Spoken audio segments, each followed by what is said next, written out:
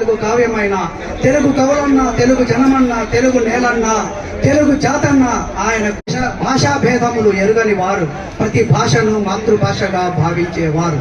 తెలుగు అంటే ఎంతో మమకారం చూపేవారు, తెలుగు భాష అంటే చెవి కోసుకునేవారు. తెలుగు కవులకు ఆశ్రయం ఇచ్చిన విభుడు, ఎన్ని భాషలున్నా తెలుగు భాషకు సేవకుడు.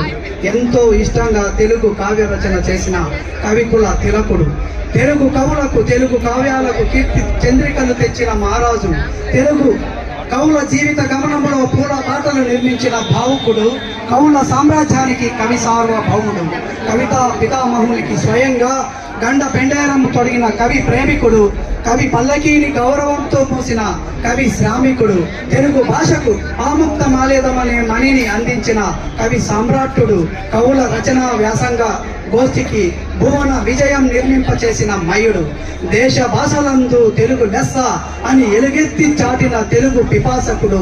జయహో శ్రీకృష్ణదేవరాయ, జయహో. ధన్యవాదాలు.